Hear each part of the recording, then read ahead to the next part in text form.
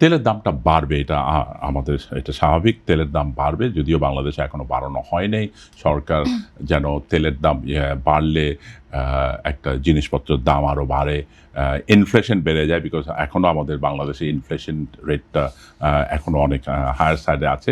সেই কারণে সরকার কিন্তু এই যে এই তেল ইন্টারন্যাশনাল প্রাইসে, বাট সরকার কিন্তু আমি যতটুকু দেখছি যে ওয়ার্ল্ডের যে কোনো জায়গা থেকে কিন্তু সেই তেল কেনার চেষ্টা করছে, এলএনজি, এলপিজি, যা যা কেনার দরকার, বাট একটা হায়ার প্রাইস কিনতে হচ্ছে।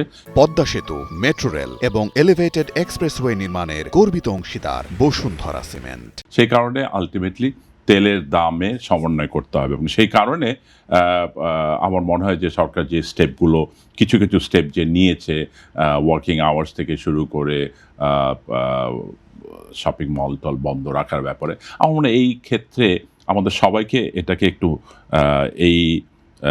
এই ক্রাইসিসের সময় আমাদের সবাইকে সাপোর্ট করতে হবে, কোঅপারেট করতে হবে, বিকজ আলটিমেটলি আমরা যদি ইলেকট্রিসিটি, তেল, এগুলো যদি কনজামশন কমাতে পারি, তাহলে এই যে যত কিছু বলে এই যুদ্ধের কারণে কিন্তু অনেক অয়েল রিফাইনারি, অনেক অয়েল যেখান থেকে প্রোডাকশন হয় মিডল ইস্টের দেশগুলোতে, বিশেষ করে ইরানে সবগুলো অনেকগুলো ড্যামেজ হয়ে গেছে।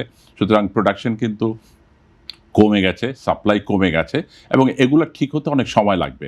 এখনও যদি যুদ্ধ বন্ধ হয়, আমরা আশা করি যুদ্ধ তাড়াতাড়ি বন্ধ হয়ে যাবে, এবং সেটা হলেও কিন্তু এইটার সাপ্লাইয়ের যে ড্যামেজটা হয়েছে, সাপ্লাইয়ের যে ডিস্টারবেন্সটা হয়েছে, সেটা কিন্তু ঠিক হতে সময় লাগবে। সেই জন্য আমাদের সবারই উচিত হবে, এবং আমি মনে করি যে সরকার সেই স্টেপটা নিয়েছে, এবং as a individual, as a person হিসাবে সবার এটাতে এগিয়ে আসা উচিত, যে যার যার জায়গা থেকে যেন আমাদের এই যে এনার্জি সেভিং করি, আমরা কস্ট কমাই, নাহলে কিন্তু আগামীতে এটার ইম্প্যাক্ট, এটার এফেক্ট কিন্তু আমাদের সবার উপরে পড়বে।